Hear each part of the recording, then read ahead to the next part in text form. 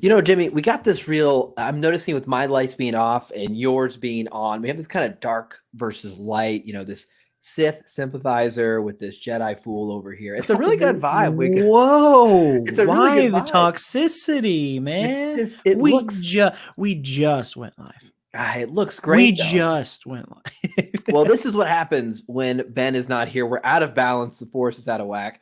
Welcome to the Thursday Night Live stream. We are here, Jimmy and Josh. If you guys don't know, our good friend Ben is out traveling the world right now, seeing some family across the globe.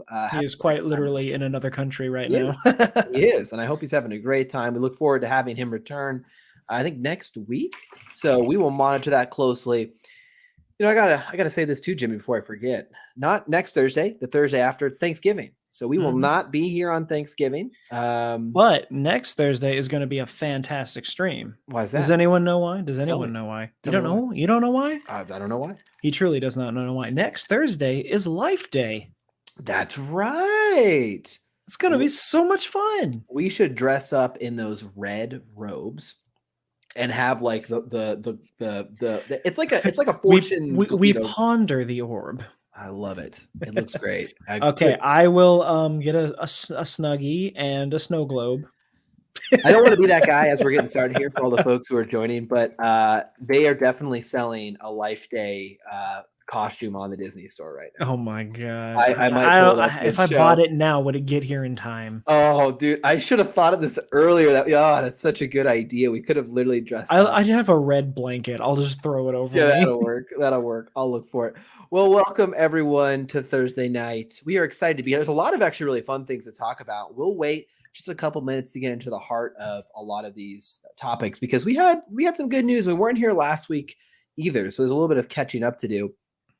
But before we get into that, I'll just start with, Jimmy, it's been a week, man. What are you up to? What are you reading? What are you watching Star Wars related? Tell us what's going on in your world. Well, reading wise, I've been doing a lot of reading.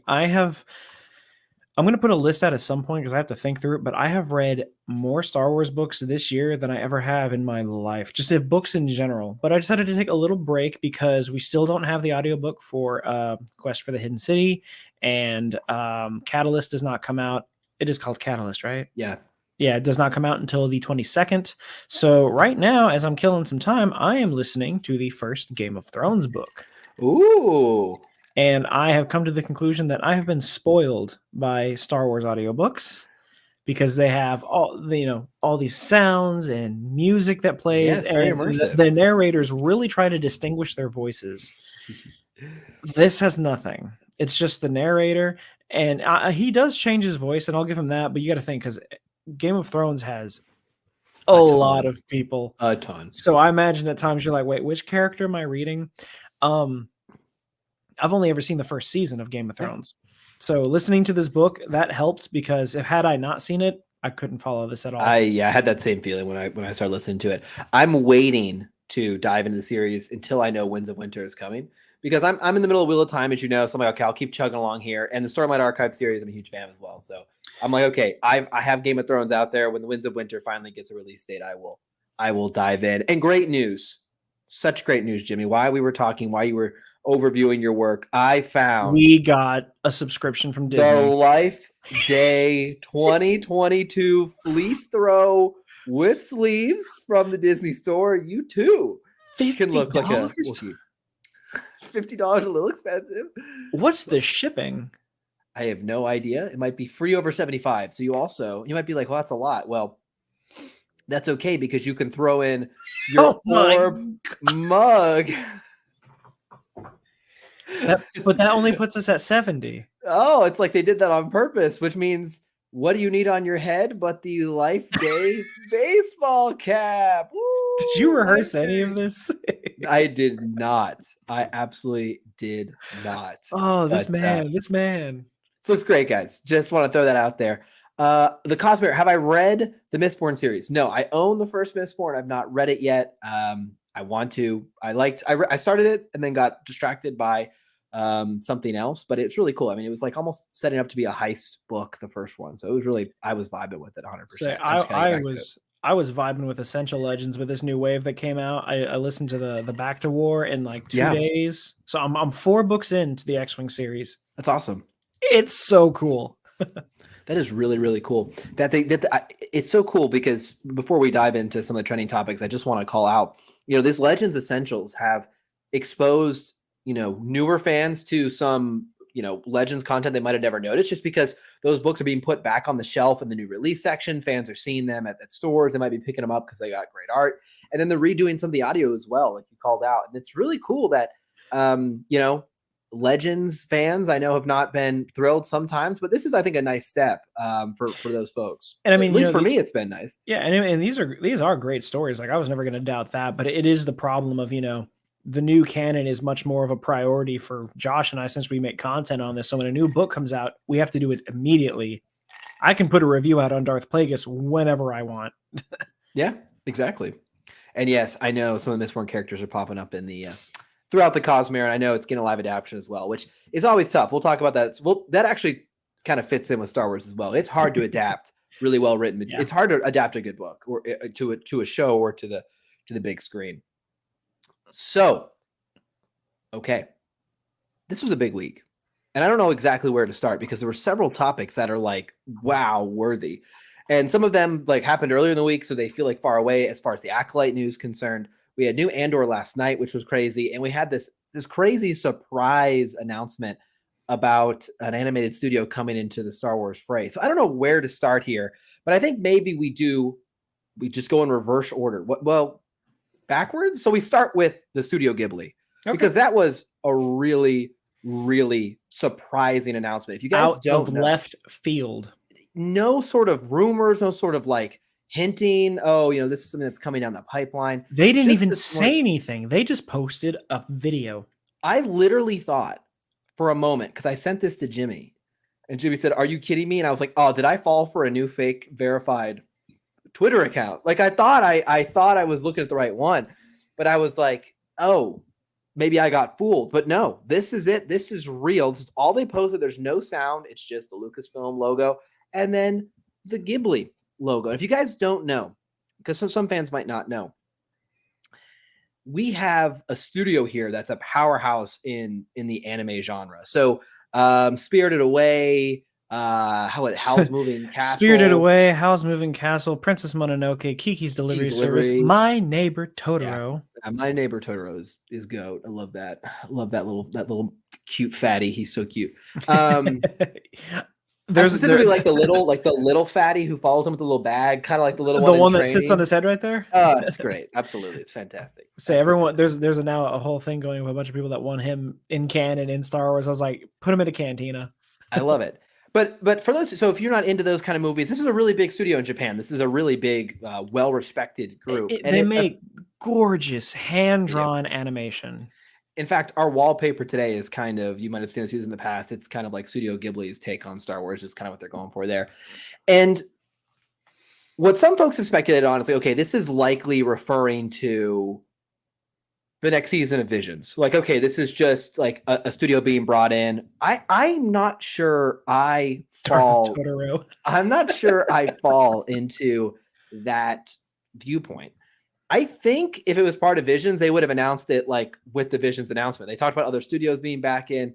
I think they would have called it out there or referenced it. I personally believe they're working on their own project for Star Wars. I believe this is something separate.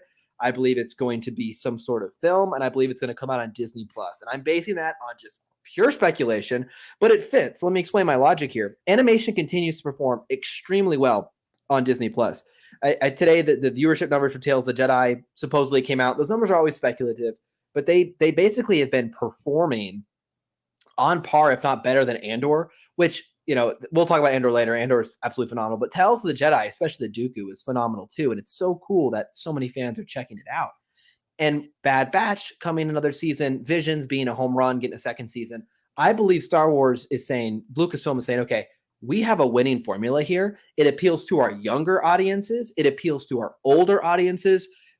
If this is, and I will just say this before I pass it to Jimmy, we don't know officially it's a Star Wars project. It technically could be Lucasfilm doing an original IP or something with, I don't know, Willow or Indiana Jones. But the fact that the Star Wars account retweeted it kind of lends me to believe, like, yes, this is Star Wars related.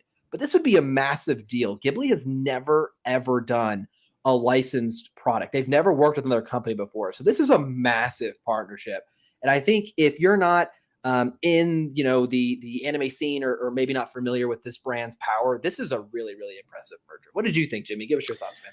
So yeah, when you sent me this, the exact words that came out of my mouth were, "You want to run that by me one more time?" Because I was like, Yeah. Did I hear that right?" I am beyond excited for this. I'm cautious though, because of what you just said as you tossed it to me. Everyone got real excited for this, and I was looking around. And I was like, "Oh, did they post it anywhere else?" This may not be Star Wars. That's what I felt as I'm like looking around here. More than likely, it probably is. But I mean, there's a lot of things under the Lucasfilm umbrella. You've got Star Wars, you got Indiana Jones, you got Willow. It could be any of those. I'm kind of leaning in the direction that this may be just a brand new project for both studios. And I'm not sure how each studio reacts to each other, but I know like this had to be one of the most careful, like, not collaboration, but like careful meeting ever, to discuss that and be like, we want to do this with you. Because let me try that again. I only say that sometimes it happens. I only say that because, like Josh said, this studio has never worked on an IP with anyone else. It's all been just their original stories. Yep. So if this is truly them working with Lucasfilm to make a Star Wars project of any kind, groundbreaking history in animation. It really is. As far as if it's related to Visions, I don't think so. I don't think so at all. Only because I don't think Studio Ghibli would want to come in and for 10 minutes, for 10, and I understand it takes a while to do that anyway, but I really think with a studio that is praised as much as Studio Ghibli is, that they're going to take their time and make a full animated film relating hopefully to Star Wars. And it may be in the category of Visions, where it is just like a standalone Vision story, or it may be something canon. Who knows? Either way, if it looks anything like this picture we have on the screen right now, it's just going to be absolutely beautiful. So this was just to call out credit here. This is, you could find this post on Reddit. This was by an artist, I think Steven Zavala is who did this. And he just did Star Wars kind of inspired by Studio Ghibli. And he did a bunch of these, didn't he? He did, yeah. I really like this one. It's our background right here. I really enjoy it. But this is kind of dead on for the look for those who aren't familiar. It looks absolutely fantastic. And I have to say, like, the idea, we've talked about this a lot, animation in Star Wars is just, it don't miss. I mean, it just hits home runs. And so if you're sitting here and you have one of the most like critically acclaimed companies in animation, and you have a chance to work with them, this is just absolutely massive. Could it get a theater release of some kind? Whatever this project is, it could, because Studio Ghibli films I would most likely say so, because to my knowledge, every Ghibli movie it comes out in a theater because it is treated just like any other feature film. And so more to come. It's not Star Wars related, guaranteed. The official Star Wars account did retweet it, which again, it's all, I get it. It's that was me thinking maybe this is Star Wars, which, I'm hopeful for, but I mean, like, I'd be more excited if it were a new project. Cause like, ooh, what could they make? All right. It's really funny. As we were talking, I'm drinking my Pepsi Zero Sugar, the best zero sugar drink on the market. False. Do you know what my coaster is? I wasn't even paying attention. My coaster is literally the three. So cool. I literally wasn't paying attention. And do you see the fatty with the bag? I love him. He's so cool. He's like just a cute little one. He's the best. Oh, love it. Mine, a friend of mine made. It's Darth Vader coaster. Oh yeah, look at that. Look at that, Jimmy. Our coasters together make this announcement. We have the Studio Ghibli and the Star Wars coming. Why are we simply just the best? Oh man, you won't get that kind of content anywhere else but here on Star Wars on High. Okay. And yes, this is how we talk to each other off camera. That's it. Yeah, I didn't even know we were live until about 15 seconds ago. No. I think there's not much more to say. It's all speculation at this point, but this is a big deal because even if it's an original IP, yes, it won't mean as much to us as, this channel and this crew to talk about. It's still really exciting to see that Lucasfilm is going out and I'm sure spending the money and spending the time to get these kind of partnerships. This partnership was expensive. I can tell you that guarantee it. right now. And And I'm sure, and I'm both sides are probably like, yeah, sure. You know, they both make plenty of money. Well, I guarantee they gave Studio Ghibli a lot of control too, because I don't think they would sign up for this if they didn't have a lot of I think they had to take a risk and say, we want to be involved with you. You can do whatever you want. Yep, absolutely. And Miyazaki was like, okay. And that was, I mean, you know, just out of left field. I mean, just a really nice little surprise today. Can't complain. We have 2 other Star Wars like upcoming project related news we're going to talk about from reliable sources. One from Disney themselves, and the other from Deadline. Deadline had a pretty big story yesterday that I didn't think got a lot of attention, but we'll discuss that. I may be out of the loop on this one. Yeah, this one I didn't see anyone really talking about, but it did get some attention. Okay, we do need more original IPs. I completely agree. You know, it's a fair point. We all kind of go and we're like, wow, every movie these days is Marvel, DC, or Star Wars. We need and then like the only movies we go show up and see those movies. And here's the other problem is like we have a lot of these movies that come out with like brand new IPs that get a cult following that quickly dies off, you know, like Hunger Games, the Divergent series, Dune, sadly, like I think once more movies come out, part 2, baby. I think when more movies come out, it may get the hype that like Harry Potter got. I hope so, because like we need something like that in the fray with everything else that we just keeps getting recycled and everyone's getting mad about for random reasons.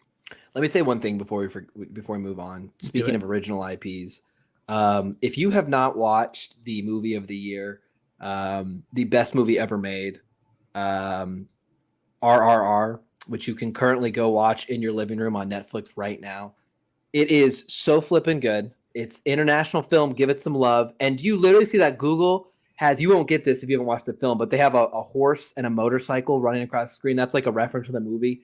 That's how great it is. Google made custom, you know, little widgets here. It's fantastic. RRR, original movie, international film.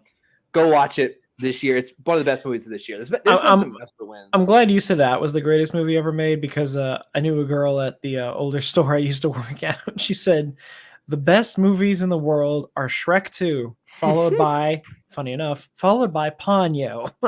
Hey, another Studio Ghibli movie. That's another studio on topic. Okay, back on Star Wars. Sorry to get us distracted there. Dune will likely, Dune Part 2. I am so hyped for, as Jimmy knows. Dune on high. Really could. If there was, I mean, if I was, oh my goodness, if I had more time, if you had more time. Okay, now let's talk about Andor. Just briefly, let's talk about last night's episode. I say briefly because it was one of the shorter episodes, and what's nice about these little arcs is they do feel so interconnected. You know, so many the same kind of strengths carry from episode to episode. Obviously, we're not having a lot of character subs in and out. It's the same kind of character throughout the arc. Andor is just blowing me away, guys. I mean, if you've seen my reviews, you've seen me talk about it, you're probably bored of me saying it. Andor has been absolutely phenomenal. It's hard for me to talk about Andor. Like when I sit down to make my reviews after watching the episode, I come right out of the living room, watch the episode. I sit down in front of the camera and just start talking. And I feel as I'm going through, I'm like, man, I'm praising it for the same things, but I can't help it. It's doing so well at the tension, the acting, the writing. And last night's episode, the last 2 episodes in particular, I think were so powerful, Jimmy. We missed last week, so we got to talk about that. I will say on episode 8, I titled my review "Hauntingly Good," and that's what stuck out to me last episode is how haunting episode 8 was. Like the ending scene where there's this tension about what's going on level 2, and it's like you find out that they just murdered a whole floor because they accidentally recycled one of the prisoners who they were going to send to another prison. They accidentally sent it back to their own prison, and it was so. It's one of those things you watch, it sticks with you. You think about it for hours after, about days after.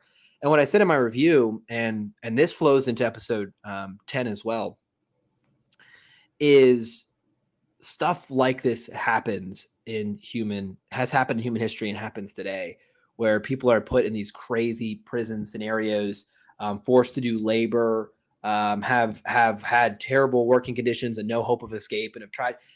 That's what really sticks out to me, is this is echoing human history and human reality in such a profound way that even though we're watching a fantasy and we're on a space planet with electric floors that they've built in the middle of the ocean, like these things do happen in different mechanisms, but they do. And I found that to be just really, really impactful in watching this is, the price of rebellion. This is what people have had to sacrifice to get their freedom. And it's like, wow, seeing it in the context of a universe we love, that we watch, and we it's such a fun escape for us to kind of have that shown in front of us in the context of our loved universe. I'm just like, wow, this is really, really powerful stuff. Before we go too much into episode 10, what do you think about episode 9, Jimmy? Last week's great episode. Episode 9 gave me so many thoughts. And yeah, like I said, like frying a whole floor like that, I was like, that's a big mess up. And somebody's boss is pissed. And just like, I think everyone's focused on the wrong things here, because I'm really focused on like how this prison is supposed to function. And yeah, like I said, like, are they really going to let them out? Because that was something I was really thinking about.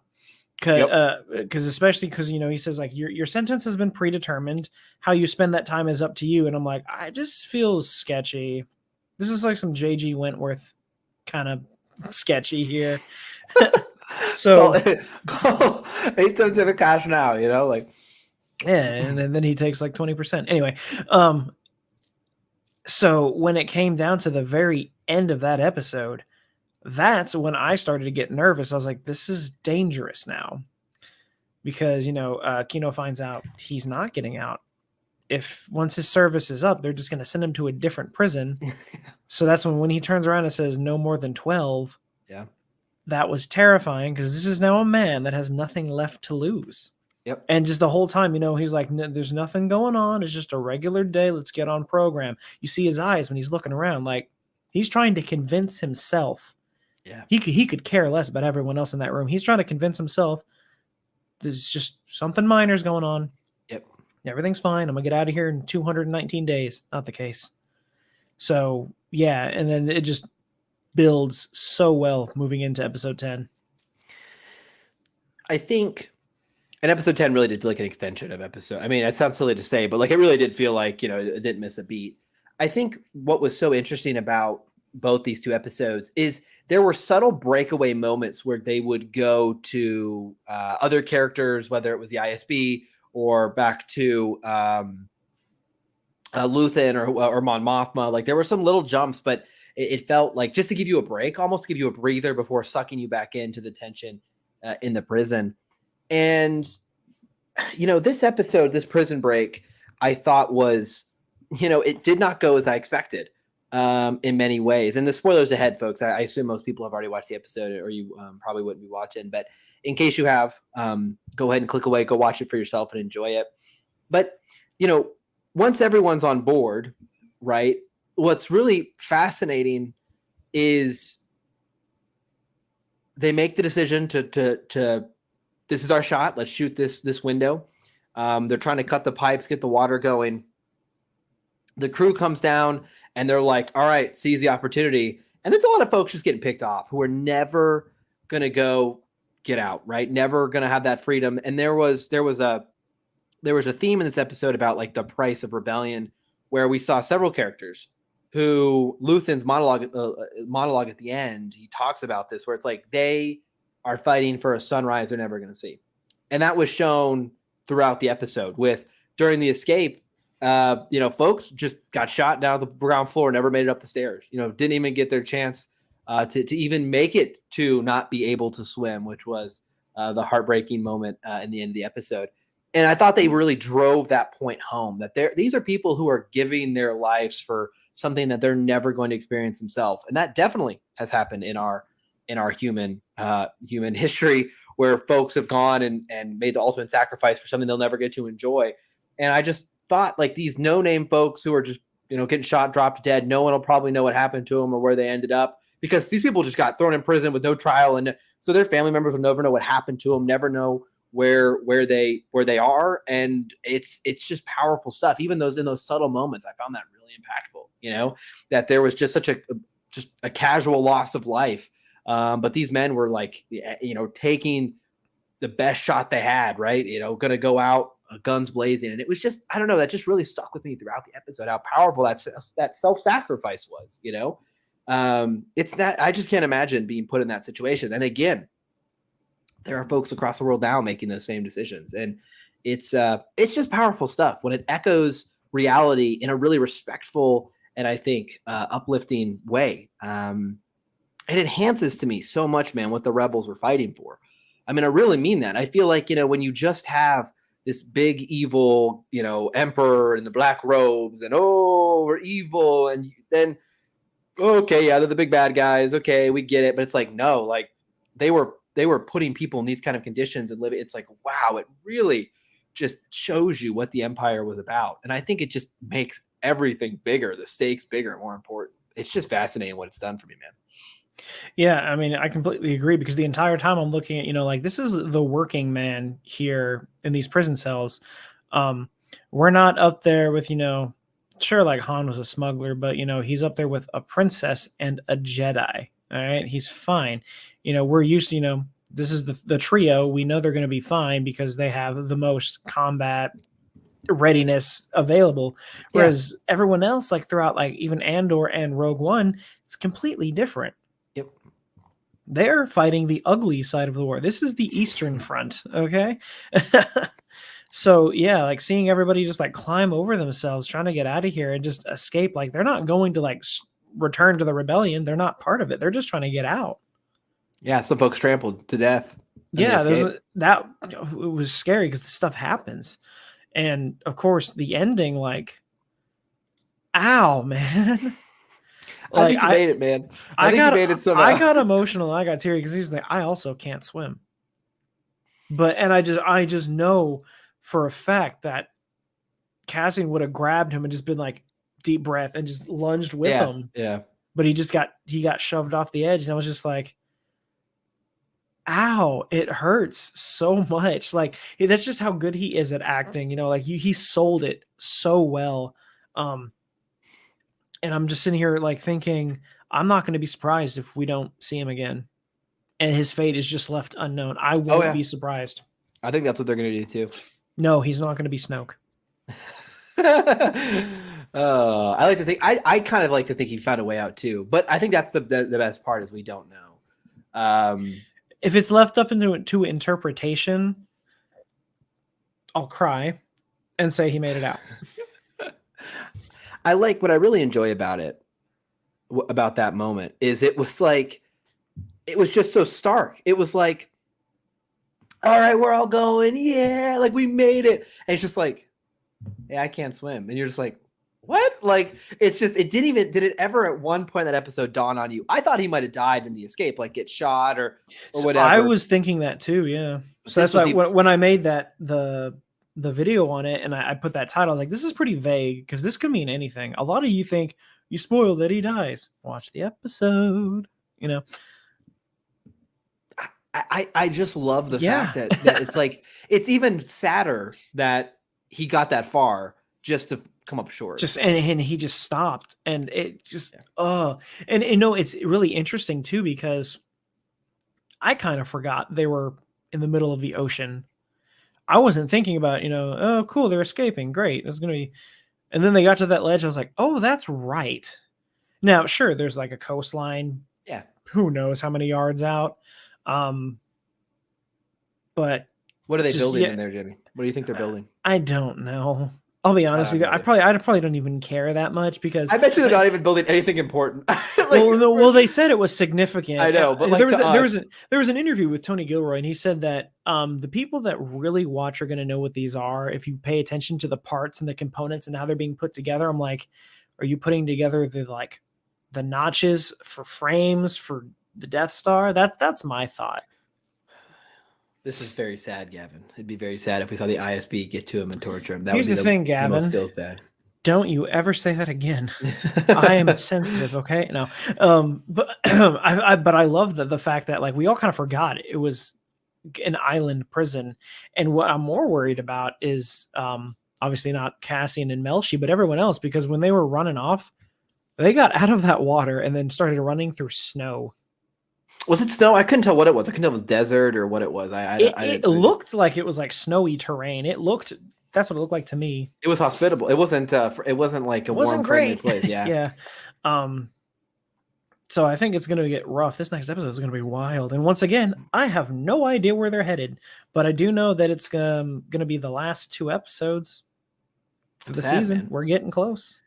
I'm sad it's gone so quick. This is going to be a powerful rewatch too. I know before next season comes out, I'll want to do a rewatch, right? And I have a feeling I'm going to catch so many things I didn't the first time. I think what they were building in the shop was the Imperial toilets for the dead. It's like, what? It's like some like really, it's like some really mundane. Yeah, it's like really mundane, like air conditioning units for Imperial housing. I really think it's, I really think it's the inner workings of the frame. Probably the only thing I could figure out. Yeah, that would make sense. I don't know. I just feel like what a twist at the end in just a very unique way. Just like, oh, I can't swim and he's gone. We don't never know what happened to him. I felt really great. So much for that. Yeah. Like that's how you sell characters. For me to sit there and be like, let me jump in the screen and help you right now, It's really well done, man. It's super well done. What can I say? And I got tagged on this on Twitter. I'll pull it up here for those who didn't see this. Is kind of a funny little folks have found what was really going on in the Empire here. This is Until Death. I saw that. Step 1. Step 2, Step 3. Yeah, and scroll up to the top of that where it says Infinity. Infinite. Repeat until death. Classic. I love it. I love it. So good. Very cool. Very fun. One other thing I want to talk about with this episode specifically, because it was a shorter episode and again carried over a lot. Luthen had like an interesting scene. I really liked this scene because Luthen looked so badass standing there on the bridge. Just standing there on that bridge. I was like, whoa, let's go. That was a very, felt like kind of a Cowboy Bebop kind of shot. I feel like he had been spending a long time finding the most epic place to stand in the underbelly of Coruscant. How about here, Tony? Put the camera right here. I'm trying to pull up a picture of it. But we find out there's an informant, right? Who I think is going to get found out, honestly. He goes to meet up with Luthen and let him in on some plans and tries to get out. He's like, okay, man, I'm done being a rebel. And we see the dark side of the rebellion. We see the fact that they're going to let 50 men get sacrificed because, it's actually to let those men know they're going to die would actually expose the fact that they have an informant, which would put his life in jeopardy and then also their additional information in jeopardy. And they aren't willing to do that. And it's like, oh, yeah, this is the reality. These are the hard decisions that folks are making. And our good guys, a lot of shows like to be like, in our show, there's no obvious good guy or bad guy. And then there's clearly someone who's like clearly the good guy. This was like, we understand where Luthen's coming from. We understand the decisions he's making. But when you hear him be so callous and so decisive about it and go into this monologue about like, I gave up, my morals. I gave up what I believe in. I am literally like a monster for the cause. That's what I sacrificed. And he says this really fascinating line in his monologue where he talks about how originally it was ego. Like it was ego that drove him to do this. He thought like he had delusions of grandeur, almost sounds like about he was going to support this cause and, but he got into it and realized, how dirty and gritty it really was. And it's like the whole theme of the show, right? It's very, I don't want to say Saw Gerrera-esque because Saw is actually obviously in the show also doing very questionable things to the rebellion. But just to see someone, and I've really grown to like Luthen in the last couple episodes, man, or in the show. I mean, Luthen to me is one of the standouts, not just acting, but also his character. I really enjoy his dynamic. To see him be so cold to this man who's got, a daughter on the line and he's scared and he's going to just get 50 men killed just to keep the rebellion going. I sent you a picture of him on that bridge. Oh, heck yeah. Yeah, there we go. That's what I'm talking about. The bridge to Terabithia here. Let's see. I've actually never seen the bridge to Terabithia. I just like... You don't need to. Just hear the words bridge and I'm just like, bridge to Terabithia. Here we go. It's really bridge to tear my heart out, but whatever. I mean, look, how cool is this? For fun, love what they've done with Coruscant, like showing us like what it means to live at the bottom of Coruscant. Like His cloak, cape, whatever that is, so fire. I love it. I thought Luthen was going to kill him too. Honestly, I had the same thought. I was like, oh, I wouldn't have been surprised. Yeah, because when the doors opened up, he's like shadowed, like out in the middle of the hallway, like wind blowing. He's like, "What are you doing here? Why did you want to see me?" It's like, oh my god, like this man's dead. He was about to give him the Kylo Ren. Oh, I don't know what I have to do. I don't have the strength to do it. No, Luthen's like, I know what I have to do. Come in. I'm happy I get to do it. You don't do much. We know Luthen isn't going to make it. I mean, that's just, it's the reality of the situation.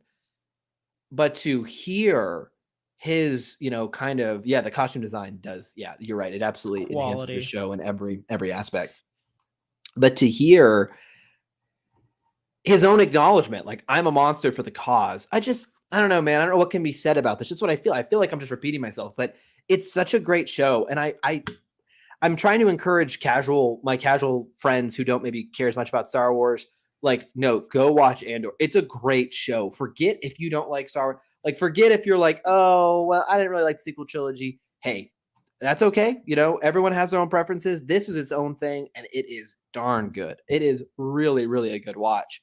And it's done something I haven't felt in a long time for a show, which is it's standing above the spectacle. It's not just, I sound like Ben here, I'll play the Ben role.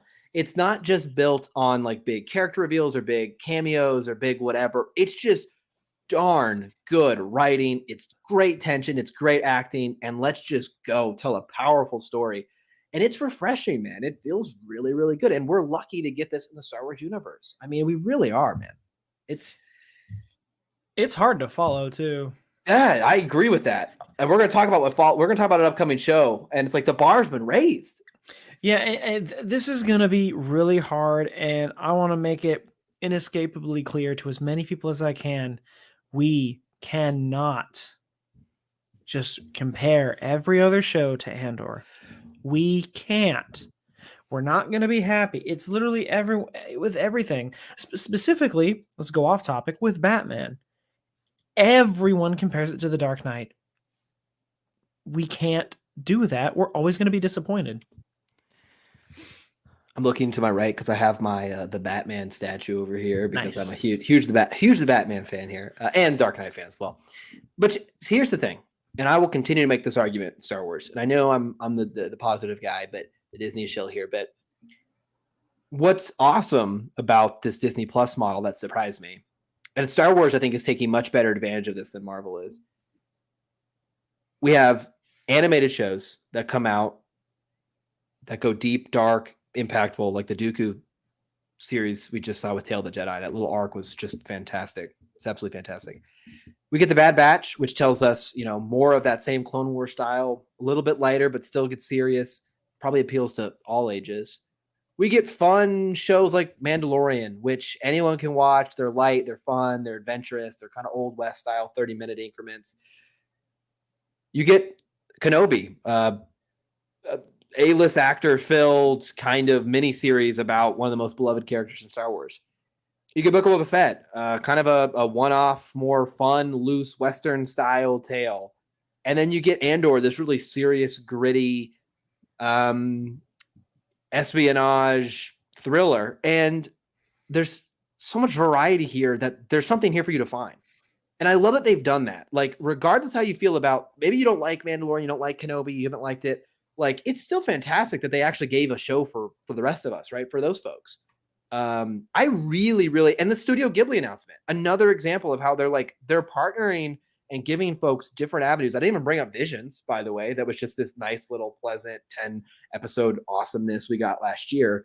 I really want to commend Lucasfilm for this because I don't think Marvel's been as bold in their Disney Plus offerings. Star Wars has been far more bold, and I think it's rewarded them heavily. Andor's going to win awards, I think, for TV shows. It's going to be competing against like House of the Dragon, which is, HBO's big winner. I mean, that's their big baby, and it's a great show too. But tip of the cap, man. I mean, it's up there. I love that everyone is like saying like they the people in Andor are giving Oscar-worthy performances, and everyone's like, well, it's not Oscars because it's a show like that. not what I'm saying. Right. It's just that caliber. Yeah. They are giving all of it, Fantastic, man. I love Andor. And I just love that it's just like a very different show watching experience too, where it's like Kenobi's built on like, we were all excited for these big reveals, these big moments and speculating. And then of course, every episode, it was like agonizing debate after every episode, which by the way, the show is not perfect by any means. I'm not saying that it didn't require correction because there's certainly issues with the show that I had, even though I really loved it. Andor's like a whole different thing. Everyone after every Andor episode is like, oh my gosh, I just watched like the best hour of television, baby. Yeah, really. It's just fun. I mean, I love it. It's just refreshing. It's like fun. It's like, oh, okay, we all just love that. Hooray. It's just nice. Yeah. And we're just like, we're constantly left going, what are we doing next? That's crazy, man. It's tip of the cap. Another season. I wish we got even more, but I get it. I think 2 seasons is going to give us a really good complete story. And I think that will keep it from like going too long. And yeah, because even right now, like these 12, like we're going to be going to episode 11, right? Mm-hmm. Next, and like, wow, it feels like it's been a lot. Oh yeah. Because the other shows stopped at what, 8? Mm-hmm, yeah. It's going to roughly be in total, because not every episode's an hour. So it's going to probably be like 20 hours of content. Yeah, give or take.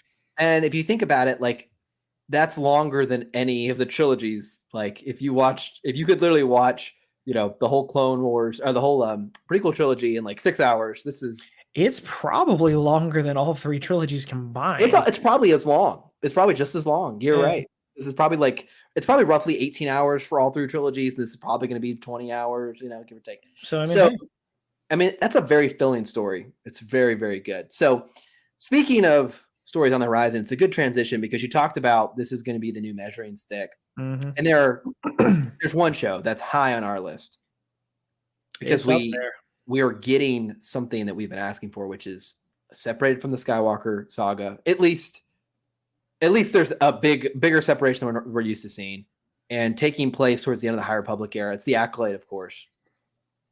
And I want to talk about a couple things. First, the first official, this is not speculatory, this is the first official description of the Acolyte has been revealed. And this is great stuff. A former Padawan reunites with her Jedi Master to investigate a series of crimes, but the forces they confront are more sinister than they ever anticipated. Oh, I love that, man. I absolutely hope this show is going to have that same level of tension that we're seeing right now. And you guys know me, love the dark side stuff. I feel this is going to be a really, really cool thing. And to me, I think where the show's going, just guessing, is it's the Sith are starting to rise, starting to come back, right? They're having their own kind of secret organization, secret things going. Are we going to see Plagueis? Probably. Are we going to see young Palpatine? Maybe. I think it might be too early for that. I cannot wait to join this new free adult chat site that just put its link. So every time. Sorry, folks. We have adoring fans from all over the. Friendly reminder: anytime these links pop up in the chat, do not click on them. Absolutely not. Block those. You will melt your computer. Unless you see one for me. No, I'm just kidding. So, okay. So all jokes aside, like this show to me, I'm absolutely like, yes, this is the perfect. If I were to write like one of my premises for a Star Wars show that I thought would be like, this would be it. I'd be like investigating a murder done by some dark side users, and it's got this big conspiracy behind it. Like, oh yes, please. It's gonna be phenomenal. Jimmy, let me pull up the casting list. But while I do that, your thoughts, man, on that premise. One of the lead roles is Lee Jong-jae, so I'm already excited. From Squid Games, for those who don't know. Yeah, so don't you worry, I'm gonna fill them in. I gotta say, this show, I was excited for this the moment it was announced. Yeah. Because I was like, this sounds fantastic. So, it's 100 years before the Phantom Menace. It's the end of the High Republic, so it's a High Republic show. A lot of people are wondering if we're going to get those white and gold robes. I hope so. I think it'd be sick. But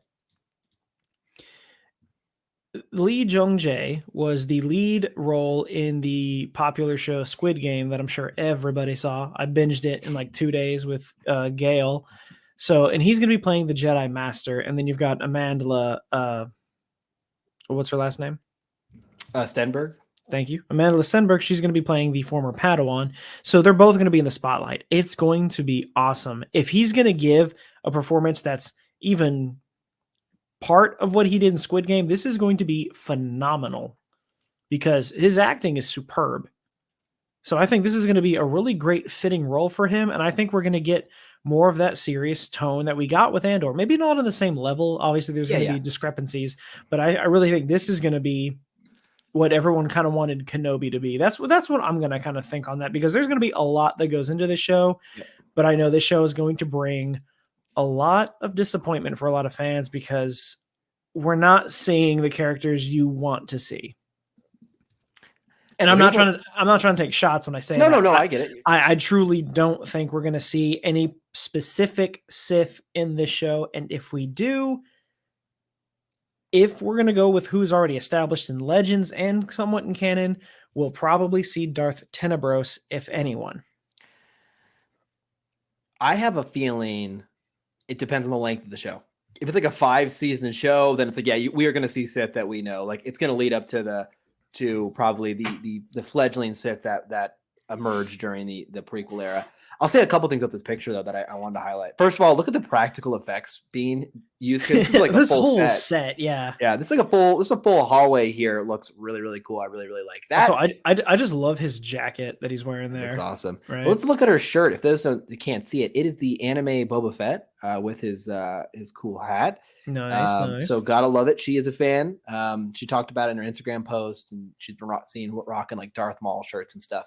Yeah, I'll tell you what I'd love, man. And if I ever get a directing job or writing job from Star Wars, and I get a film, I might need to delete this video because I'll let you on, some insight. If I was doing a Star Wars show, one thing I've always loved, and I'm not talented enough to make this work, but I wonder if this show will. I would love a show where one of the reveals at the end is something like, oh, this Jedi we've been following or this master, like one of them was a Sith the whole time. A really good way of I've yet to see them execute that, because Palpatine was so like, not only did everyone know Palpatine was a Sith, he literally was just like, like a really good like character that we fall in love with turns out to be secretly pulling the strings or manipulating.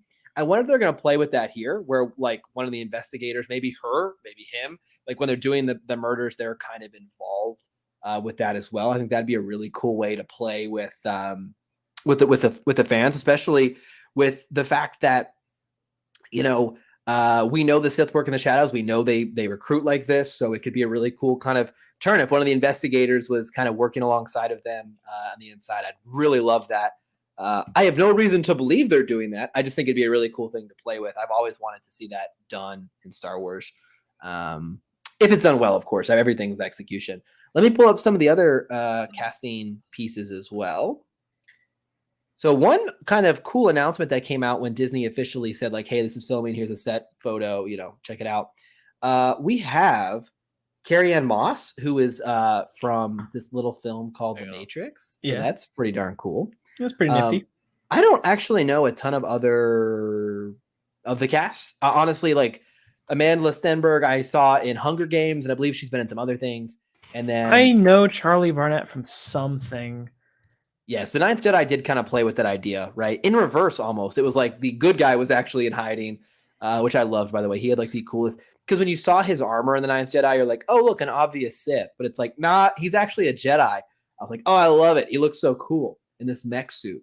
So awesome. He was in Men in Black 3. I think that's where I know him from. But Charlie Barnett, that's going to be good. Daphne Keene, she's Gail from loves her. Golden Compass, or no, His Dark Materials, which is the same series, right? Sure. I think it's Daphne Keene. She was in Logan. She was Laura. That's it. Yeah, thank you. That's it. That's what I was thinking. Yeah, I knew that and completely forgot it. Okay, so her being in there anyway. Oh, and she is in His Dark Materials as well. Okay, so yeah, we're both. You got a pretty good stacked international cast. That's the cool thing here. I'm willing to bet there's some surprises for the show to have as well, and I think that's really, really fun. I got to be honest with you guys. From what they've revealed, the cast and the premise, my confidence in the show has gone up. I mean that. Like, when they announced it, like Acolyte's gonna follow like a Sith Acolyte, I was like, okay, well, I'm super hyped for it, but I could see where they could follow some like weird storylines. But the way they presented it, like, okay, here's this cast. It's gonna be kind of a murder, like conspiracy uncovering, and I'm like, ooh, yes, Yeah, and like I've mentioned it in a couple streams, I think. The like plot of these shows always leaks. Whether or not it's true, I don't know. I have seen some of the leaks for this, assuming they're true. I'm not going to mention them. I will say if the leaks are true, I think it'll be great. If it's not, I think it'll be great. I have not seen the leaks. Do not spoil it for me in the chat. No, Please. I'm not gonna say it to any. I don't even think it even mentioned like any characters really. It just kind of mentioned like what would happen. So I was like, okay, cool. I'll tell you what I really hated. Speaking of leaks, and this is like, I know how the YouTube game works. We all, everyone wants views, they want subscribers. I get it. Like, I get it's a hustle, it's a grind. But like, man, there were some thumbnails about Kenobi, but like early on, and like in the titles where I wouldn't even be looking for spoilers, and I had so many things spoiled for me where I was just like, Yeah. like, please. And that's the hard part when it comes to thumbnails, like the thumbnail for mine, I was like, I don't want to put anything spoilery. Let me just get a close up of Kino. It's hard. That's hard. I get the game, I get the hustle, but I hate how spoiler culture is like critical to you getting noticed, but it also means like literally tonight Wakanda Forever came out. Like, you basically, if you're worried about that movie getting spoiled, just delete Twitter for the next week until you see it. I mean, I'll be on TikTok and it's like, oh, end credit scene for Black Adam. I'm like, oh, okay, thanks. I see that tomorrow. Appreciate it. I mean, the Black Adam one leaked like 6 months before the movie came out, but regardless, it's like, I hate that, and I hope that this doesn't happen for this show. See, you usually have the worst luck with that because, like, I guess I just don't follow the right people because I don't really run into spoilers a whole lot. I'll tell you and I've told you before, and there may be some in the chat that don't know. The worst spoiler I ever got, I was in line 15 minutes from seeing The Force Awakens.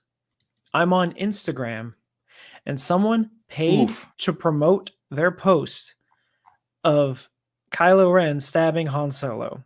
And it says Han Solo is killed by his son, Ben Solo. Feels bad. Now, I shouldn't have been on my phone at all, but I was trying to kill the time because I was so excited. And then I was just like, well, that happened. Just a reminder, Jimmy, things called out. Force Awakens slapped. That movie was dope. Good movie. I really liked Force Awakens. Did not like how the series ended per se, but I loved. So this is now Jimmy on high. Josh does not exist anymore. I think we both would agree that the concluding film was definitely not what all of us would have hoped it to be. It was fine. Speaking of Star Wars films, yeah, another one. This was another like out of left field. This came out a couple days ago. This is from Deadline. This is not from, I know Twitter is kind of like the Wild West now. This is the legit discussing film. Yeah. What's funny is discussing film, you can tell it's the real one by if they don't have a check, because they've never had a check even before the. It's true. It's true. Sean Levy is in talks to direct a new Star Wars film. Now, if you guys don't know, has directed projects for Netflix. Also is directing Deadpool 3 currently. And has a relationship with Disney. Stranger Things, Deadpool. Yep. Has and the Adam Project, I think, is the other movie. I believe so, yes. Yeah, with Ryan Reynolds, which is why he got, I think, Deadpool 3. So he's got a relationship with Disney already. Hey, I haven't seen, love Stranger Things. Haven't seen his work in Deadpool 3 yet because it doesn't exist. But I have not watched the Adam Project either. So this is rumored Star Wars number movies. 9. Yeah, rumored Star Wars movies, guys. I don't know what to say anymore. I can only get so excited. But I do think that this one is at least like, okay, it's a director who literally signed on working with Disney. It's from a source in Deadline who's legit, and wouldn't surprise me if they are like. It would not surprise me if what Lucasfilm has been doing and kind of not maybe succeeding at is they see a very talented director in the ecosystem, Taika Waititi, and they're like, okay, we want him to do a movie in our universe, because whatever you feel about Disney Star Wars, we talked about this earlier. I'll believe when it comes out. Yeah, they've been very experimental. Like they're doing it with Studio Ghibli right now. And so I think they saw Taika were like, he could make a wacky, wild, crazy Star Wars movie. Let's just sign him for something and we'll let him make anything. And because they don't have like a specific project in mind, they're just like, hey, go make us a Star Wars movie. It seems like it's much harder than get them nailed down. Rian Johnson, the same thing. They're like, here's a blank check, go write a trilogy. And he gets busy with like other projects. So it feels almost like they find talented directors. They just try to lock them down. Like, we want you, but there's no real vision. So it kind of just sits around. That's how it feels to me. I think it comes from a good place. I think they're trying to lock down talent, and it's just not translating because maybe they don't have enough like force behind, enough momentum to actually get these things done. But we got 100 Star Wars projects rumored. So I don't, movies, will we ever see any of them? I have no idea. Rian Johnson trilogy. We have Rogue Squadron. Yep. We have the Taika Waititi movie. Yep. We have the Kevin Feige movie. Yep. We have the other one that was announced last week. The name escapes me. It was a bald guy with glasses. If anyone knows that one, put it in the chat. Yep. I know what you're talking about. Yep. And now Sean Levy. Since Ryan's a trilogy, there's 3, 4, 5, 6, 7, 8 potential movies. Is all I that's how I feel about it. I mean, don't get me wrong. I want to see all of these. But yeah, exactly. Yeah. There's one thing that Kathleen Kennedy has been doing wrong that I agree with, and that's just that she just needs to stop announcing stuff. Yeah, I agree. The announcing them is she announced that Taika's movie was supposed to come out next Christmas. He's not even done with the script.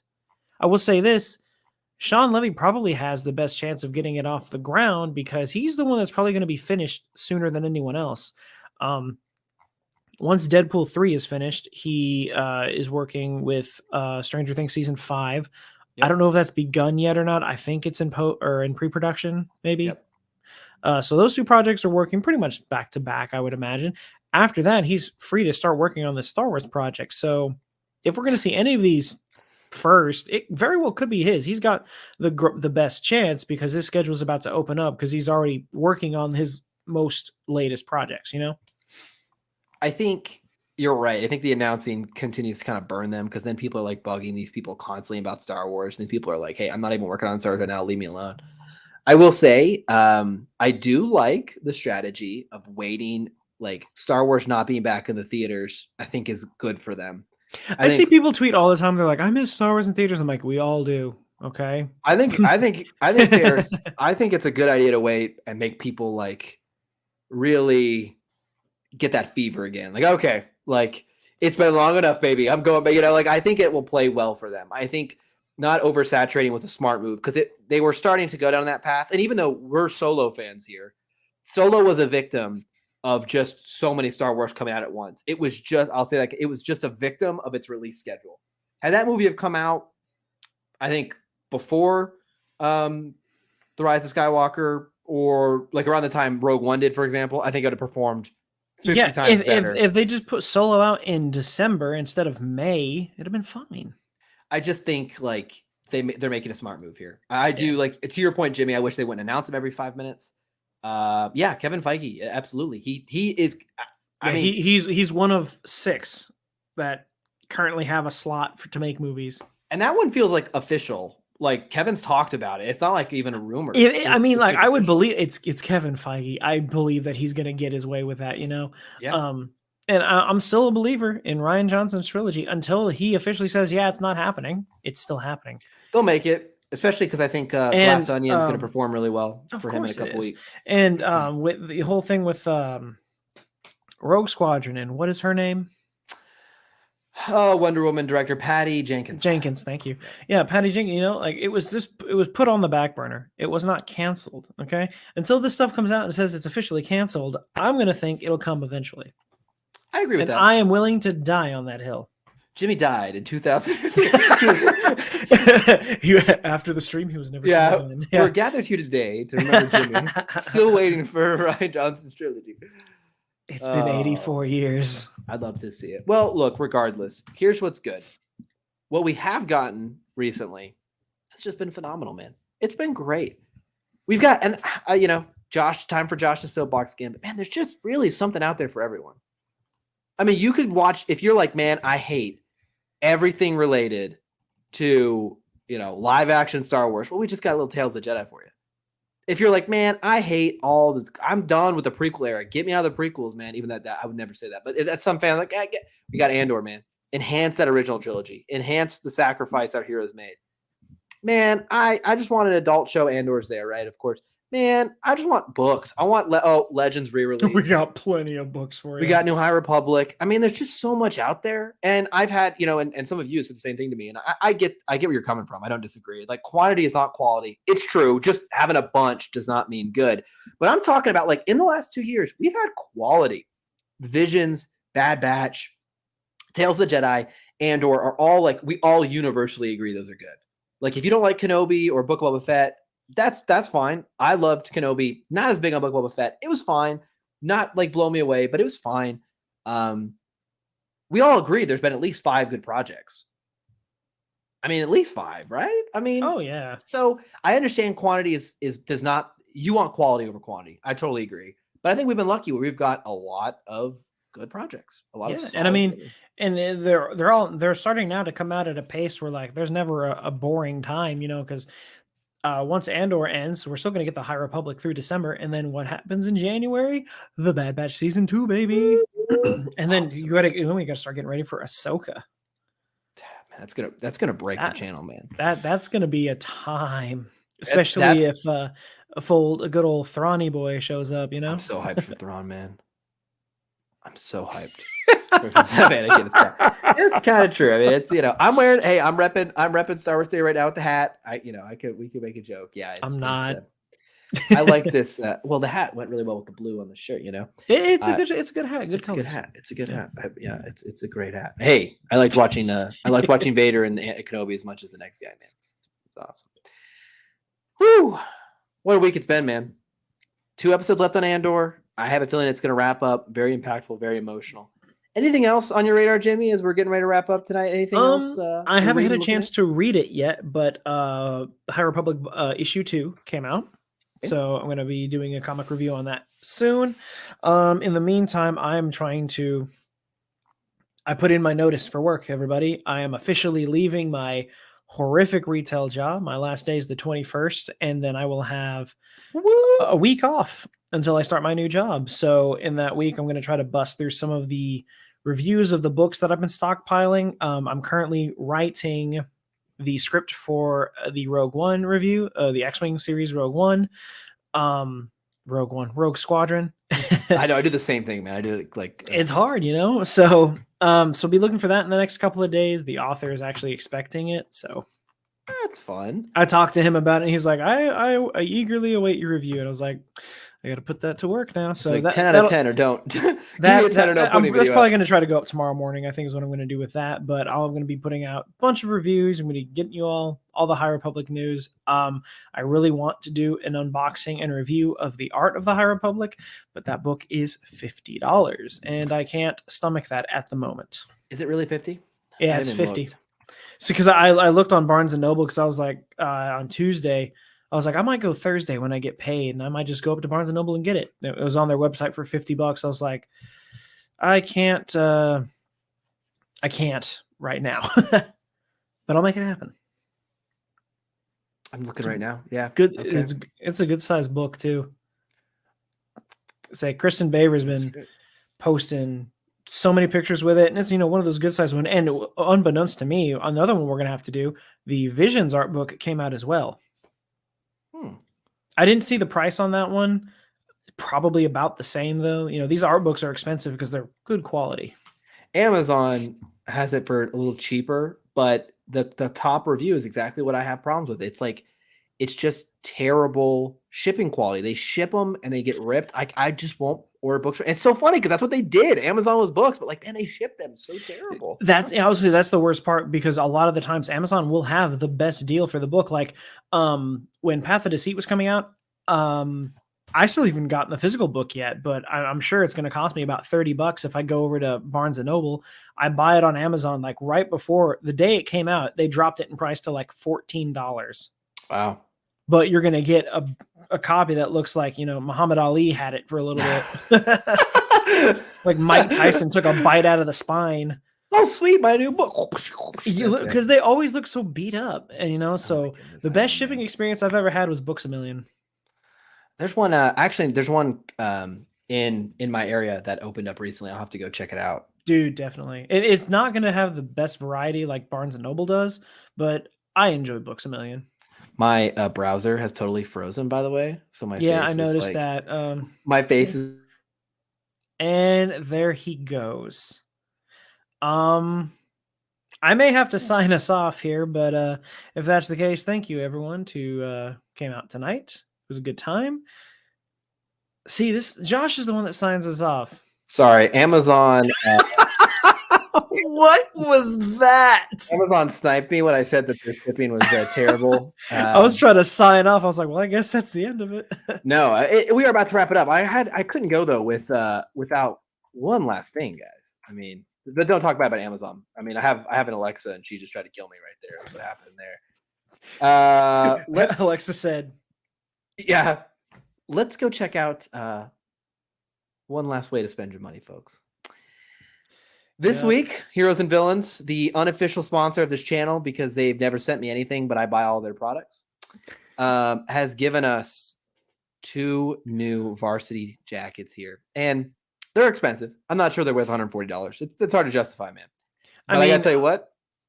I love this, man. It's pretty cool. There were Letterman jackets at my high school, and they were about the same price. Oh yeah, no, it's expensive. So, and I know it's just because there's a bunch of different materials involved. I don't know if this was intended, but I like the red stripes on the right arm. I do too, because it gives me Inferno Squad vibes. I think I have to be honest, and I'm not just saying this because I think the Empire one looks way cooler than the. Like this background art is just not as cool to me, but I'm not particularly fond of either of them, just because like I don't like that either. It just looks cheaper to me. The color, I don't know. I don't like the color on either of them. You know, I'm not a fan of the wool gray that they do for Letterman's. It's weird. The best thing that Heroes and Villains had that I will no longer be able to get was the Imperial TIE Pilot bomber jacket. Oh yeah. It was so good. Oh, my screensaver? Yeah, I guess did that pop up for a second? I do have a fantastic screensaver for those. I'm not sure. All I saw was you were frozen. Oh, that is sick. Yeah, it's pretty sick, right? You were frozen, and then you came in again, so it just said Josh twice, and I was like, what happened? Heck yeah, I love it. Sorry, Boba Fett. See, every day, baby. Book Boba Fett. I'll stand it. Whew.